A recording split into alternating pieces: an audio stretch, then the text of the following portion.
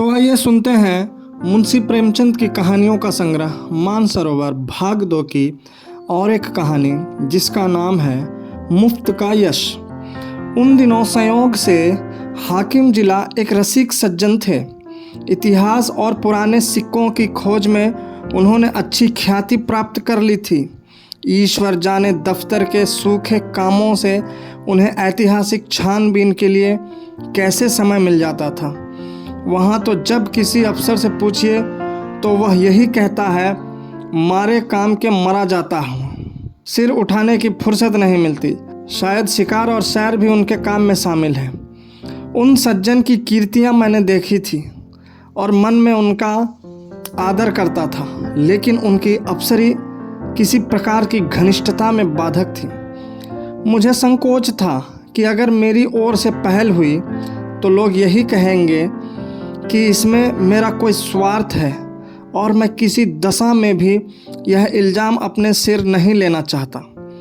मैं तो हुक्काम की दावतों और सार्वजनिक उत्सवों में न्योता देने का भी विरोधी हूँ, और जब कभी सुनता हूँ कि किसी अफसर को किसी आम जलसे का सभापति बनाया गया है, या कोई स्कूल, औषधालय या विधवा आश्रम किसी गवर्नर के नाम से खोला गया, तो अपने देश बंधुओं की दास मनोवृत्ति पर घंटों अफसोस करता हूँ। मगर जब एक दिन हाकिम जिला ने खुद मेरे नाम एक रुका भेजा कि मैं आपसे मिलना चाहता हूँ, क्या आप मेरे बंगले पर आने का कष्ट स्वीकार करेंगे, तो मैं बड़ी दुविधा में पड़ गया। क्या जवाब दूँ? अपने एक मित्र से सलाह ली। उन्होंने कहा, साफ लिख दीजिए, मुझे फुर्सत नहीं। वह हाकिम जिला होंगे तो अपने घर के होंगे। कोई सरकारी व जाब्ते का काम होता तो आपका जाना अनिवार्य था, लेकिन निजी मुलाकात के लिए जाना आपकी शान के खिलाफ है। आखिर वह खुद आपके मकान पर क्यों नहीं आए? इससे क्या उनकी शान में बट्टा लगा जाता था?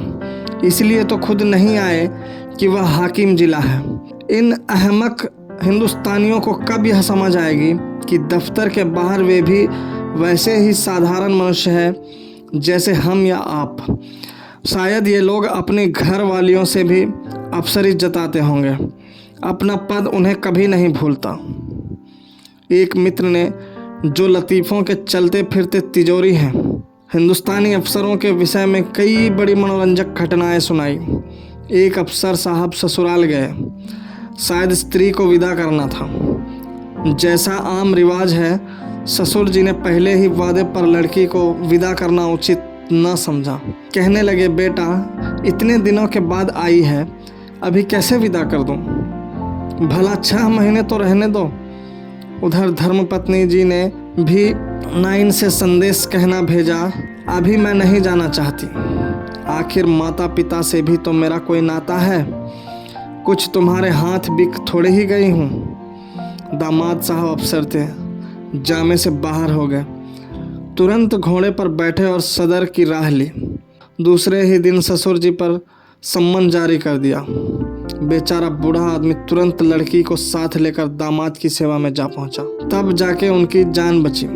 ये लोग ऐसे मिथ्याभिमानी होते हैं, और फिर तुम्हें हाकिम जिला से लेना ही क्या है? अगर तुम कोई विद्रोहात्मक गल्प व लेख लिखोगे तो फौरन गिरफ्तार कर लिए जाओगे। हाकिम जिला पर भी मुरव्वत न करेंगे, कह देंगे यह गवर्नमेंट का हुक्म है, मैं क्या करूं? अपने लड़के के लिए कानून गोई या नायाब तहसीलदार की लालसा तुम्हें है नहीं। व्यर्थ क्यों दौड़े जाओ? लेकिन मुझे मित्रों की यह सलाह पसंद न आई। एक भला आदमी जब निमंत्रण देता है तो केवल इसलिए अस्वीकार कर देना कि हाकिम जिला ने भेजा है, मुटमर्दी है। बेशक हाकिम साहब मेरे घर आ जाते तो उनकी शान कम न होती। उदार हृदय वाला आदमी बेतकल्लुफ चला आता। लेकिन भाई, जिले की अफसरी बड़ी चीज़ है, और एक उपन्यासकार की हस्ती ही क्या है। इंग्लैंड या अमेरिका में गल्प लेखकों और उपन्यासकारों की मेज पर निमंत्रित होने में प्रधानमंत्री भी अपना गौरव समझेगा। हाकिम भी ताजपोशी में हमारे लेखक वृंद बिना बुलाए राजाओं की खिदमत में हाजिर होते हैं, कसीदे पेश करते हैं और इनाम के लिए हाथ पसारते हैं। तुम ऐसे कहाँ के बड़े वह हो कि हाकिम जिला तुम्हारे घर चला आए। जब तुम में इतनी अकल और तुनुक मिजाजी है तो वह तो जिले का बादशाह है। अगर उसे कुछ अभिमान भी हो तो उचित है। इसे उसकी कमजोरी कहो, बेहुदगी कहो, मूर्खता कहो, उज्जड़ता कहो, फिर भी उचित है। देवता होना गर्व की बात है, लेकिन मनुष्य होना भी अपराध नहीं। और मैं तो कहता हूँ ईश्वर को धन्यवाद दो कि हाकिम जिला तुम्हारे घर नहीं आए, वरना तुम्हारी कितनी भद होती। उनके आदर सत्कार का सामान तुम्हारे पास कहाँ था? गद की एक कुर्सी भी नहीं है। उन्हें क्या 3 टांगों वाले सिंहासन पर बैठाते या मटमैले जाजिम पर 3 पैसे की 24 बीड़ियाँ पीकर दिल खुश कर लेते हो? है सामर्थ्य रुपये के 2 सिगार खरीदने की? तुम तो इतना भी नहीं जानते कि वह सिगार मिलता कहाँ है, उसका नाम क्या है। अपना भाग्य सराहो कि अफसर साहब तुम्हारे घर नहीं आए और तुम्हें बुला लिया। 4-5 रुपये बिगड़ भी जाते और लज्जित भी होना पड़ता। और कहीं तुम्हारे परम दुर्भाग्य और पापों के दंड स्वरूप उनकी धर्मपत्नी भी उनके साथ होती, तब तो तुम्हें धरती में समा जाने के सिवा और कोई ठिकाना न था। तुम या तुम्हारी धर्मपत्नी उस महिला का सत्कार कर सकती थी? तुम्हारी तो घिग्गी बंध जाती साहब, बदहवास हो जाते। वह तुम्हारे दीवान खाने तक ही न रहती जिसे तुमने गरीबाऊ ढंग से सजा रखा है। वह तुम्हारी गरीबी अवश्य है, पर फूहड़पन नहीं। अंदर तो पग पग पर फूहड़पन के दृश्य नजर आते। तुम अपने में फटे पुराने पहनकर और अपनी विपन्नता में मगन रहकर जिंदगी बसर कर सकते हो, लेकिन कोई भी आत्माभिमानी आदमी यह पसंद नहीं कर सकता कि उसकी दुर्वस्था दूसरों के लिए विनोद की वस्तु बने। इन लेडी साहिबा के सामने तो तुम्हारी जबान बंद हो जाती। चुनांचे मैंने हाकिम जिला का निमंत्रण स्वीकार कर लिया, और यद्यपि उनके स्वभाव में कुछ अनावश्यक अप्सरी की शान थी, लेकिन उनके स्नेह और उदारता ने उसे यथासाध्य प्रकट न होने दिया। कम से कम उन्होंने मुझे शिकायत का कोई मौका न दिया। अप्सराना प्रकृति को तब्दील करना उनकी शक्ति के बाहर था। मुझे इस प्रसंग को कोई महत्व देने की कोई बात भी न थी।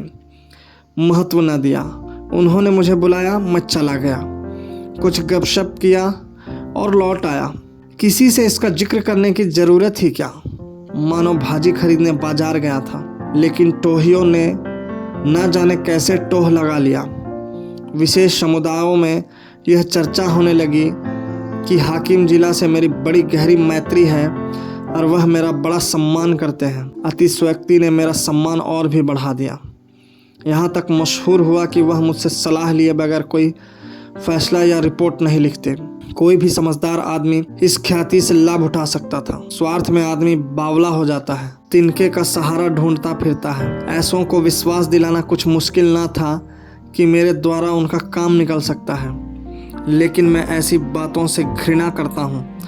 सैकड़ों व्यक्ति अपनी कथाएं लेकर मेरे पास आए। किसी के साथ पुलिस ने बेजा ज्यादती की थी, कोई इनकम टैक्स वालों की सख्तियों से दुखी था, किसी की यह शिकायत थी कि दफ्तर में उसकी हक तलफी हो रही है और उसके पीछे के आदमियों को दनादन तरक्कियां मिल रही है। उसका नंबर आता है तो कोई परवाह नहीं करता। इस तरह का कोई ना कोई प्रसंग नित्य ही मेरे पास आने लगा, लेकिन मेरे पास उन सब के लिए एक ही जवाब था, मुझसे कोई मतलब नहीं। एक दिन मैं अपने कमरे में बैठा था कि मेरे बचपन के एक सहपाठी मित्र आ टपके। हम दोनों एक ही मकतब में पढ़ने जाया करते थे। कोई 45 साल की पुरानी बात है। मेरी उम्र 19 साल से अधिक न थी, वह भी लगभग इसी उम्र के रहे होंगे, लेकिन मुझसे कहीं बलवान और हृष्ट पुष्ट। मैं जहीन था, वह नीरे कौदन। मौलवी साहब उनसे हार गए थे और उन्हें सबक पढ़ाने का भार मुझ पर डाल दिया था। अपने से दुगने व्यक्ति को पढ़ाना मैं अपने लिए गौरव की बात समझता था और खूब मन लगाकर पढ़ाता। फल यह हुआ कि मौलवी साहब की छड़ी जहां असफल रही वहां मेरा प्रेम सफल हो गया। बलदेव चल निकला, खालिक बारी तक जा पहुंचा, मगर इस बीच में मौलवी साहब का स्वर्गवास हो गया और वह शाखा टूट गई। उनके छात्र भी इधर उधर हो गए। तब से बलदेव को केवल मैंने 2-3 बार रास्ते में देखा। मैं अब भी वही सिंकिया पहलवान हूँ और वह अब भी वही भीम का है। राम राम हुई, क्षेम कुशल पूछा और अपनी अपनी राह चले गए। मैंने उनसे हाथ मिलाते हुए कहा, आओ भाई बलदेव, मज़े में तो हो, कैसे याद किया, क्या करते हो आजकल? बलदेव ने व्यथित कंठ से कहा, जिंदगी के दिन पूरे कर रहे हैं भाई, और क्या। तुमसे मिलने की बहुत दिनों से इच्छा थी। याद करो वह मकतब वाली बात, जब तुम मुझे पढ़ाया करते थे। तुम्हारी बदौलत 4 अक्षर पढ़ गया और अपनी जिम्मेदारी का काम संभाल लेता हूँ, नहीं तो मूर्खी बना रहता। तुम मेरे गुरु हो भाई, सच कहता हूँ, मुझ जैसे गधों को पढ़ाना तुम्हारा ही काम था। न जाने क्या बात थी कि मौलवी साहब से सबक पढ़कर अपनी जगह पर आया नहीं कि बिल्कुल साफ। तुम जो पढ़ाते थे वह बिना याद किए ही याद हो जाता था। तुम तब भी बड़े जहीन थे। यह कहकर उन्होंने मुझे सगर्व नेत्रों से देखा। मैं बचपन के साथियों को देखकर फूल उठता हूँ। सजल नेत्र होकर बोला, मैं तो जब तुम्हें देखता हूँ तो यही जी में आता है कि दौड़कर तुम्हारे गले लिपट जाऊं। 45 वर्ष का युग मानो बिल्कुल गायब हो जाता है। वह मकतब आंखों के सामने फिरने लगता है और बचपन सारी मनोहरताओं के साथ ताजा हो जाता है। बलदेव ने भी द्रवित कंठ से उत्तर दिया, मैंने तो भाई तुम्हें सदैव अपना इष्ट देव समझा है। जब तुम्हें देखता हूँ तो छाती गज भर की हो जाती है कि वह मेरा बचपन का संगी जा रहा है, जो समय आ पड़ने पर भी कभी दगा ना देगा। तुम्हारी बढ़ाई सुन सुनकर मन ही मन प्रसन्न हो जाता हूँ। लेकिन यह बताओ, क्या तुम्हें खाना नहीं मिलता? कुछ खाते पीते क्यों नहीं? सूखते क्यों जाते हो? घी ना मिलता हो तो 2-4 कनस्तर भिजवा दूं? अब तुम भी बूढ़े हुए, खूब डटकर खाया करो। अब तो देह में जो कुछ तेज और बल है वह केवल भोजन के अधीन है। मैं तो अब भी शेर भर दूध और पाव भर घी उड़ाए जाता हूँ। इधर थोड़ा मक्खन भी खाने लगा हूँ। जिंदगी भर बाल बच्चों के लिए मर मिटे। अब कोई यह नहीं पूछता कि तुम्हारी तबीयत कैसी है। अगर आज कंधा डाल दूं तो कोई एक लोटे पानी को न पूछे। इसलिए खूब खाता हूँ और सबसे ज़्यादा काम करता हूँ। घर पर अपना रोब बना हुआ है, वही जो तुम्हारे जेठा लड़का है। उस पर पुलिस ने एक झूठा मुकदमा चला दिया। जवानी के मद में किसी को कुछ समझता नहीं है भी अच्छा खासा पहलवान। दरोगा जी से एक बार कुछ कहा सुनी हो गई, तब से घात में लगाए हुए थे। इधर गांव में एक डाका पड़ गया, दरोगा जी ने तहकीकात में उसे भी फांस लिया। आज 1 सप्ताह से हिरासत में है। मुकदमा मोहम्मद खलील डिप्टी के इजलास में है और मोहम्मद खलील और दरोगा जी से दांत काटी रोटी है। अवश्य सजा हो जाएगी। अब तुम ही बचाओ तो उसकी जान बच सकती है, और कोई आशा नहीं। सजा तो जो होगी वह होगी ही, इज्जत भी खाक में मिल जाएगी। तुम जाकर हाकिम जिला से इतना कह दो कि मुकदमा झूठा है। आप खुद चलकर तहकीकात कर लें। बस देखो भाई, बचपन के साथी हो, नहीं ना करना। जानता हूँ तुम इन मामलों में नहीं पढ़ते और तुम्हारे जैसे आदमी को पढ़ना भी ना चाहिए। तुम प्रजा की लड़ाई लड़ने वाले जीव हो। तुम्हें सरकार ने आदमियों से मेल जोल बढ़ाना उचित नहीं तो जनता की नज़रों से गिर जाओगे।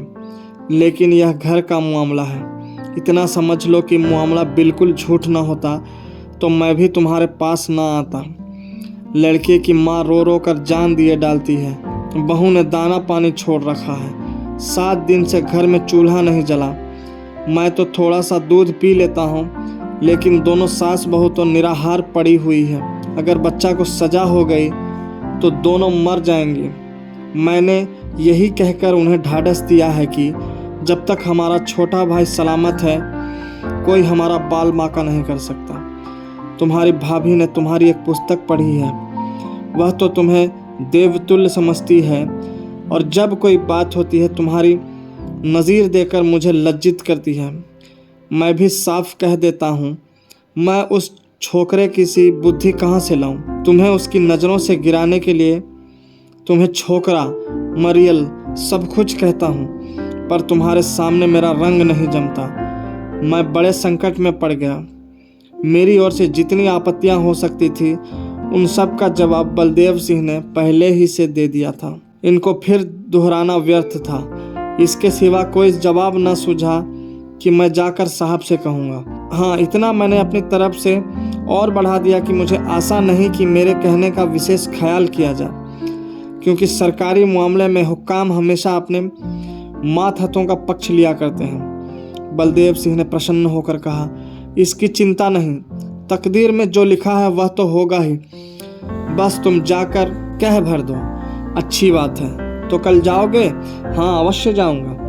यह जरूर कहना कि आप चलकर तहकीकात कर लें। हाँ, यह जरूर कहूँगा। और यह भी कह देना कि बलदेव सिंह मेरा भाई है। झूठ बोलने के लिए मुझे मजबूर ना करो। तुम मेरे भाई नहीं हो, मैंने तो हमेशा तुम्हें अपना भाई समझा है। अच्छा, यह भी कह दूंगा। बलदेव सिंह को विदा करके मैंने अपना खेल समाप्त किया और आराम से भोजन करके लेटा। मैंने उससे गला छुड़ाने के लिए झूठा वादा कर दिया।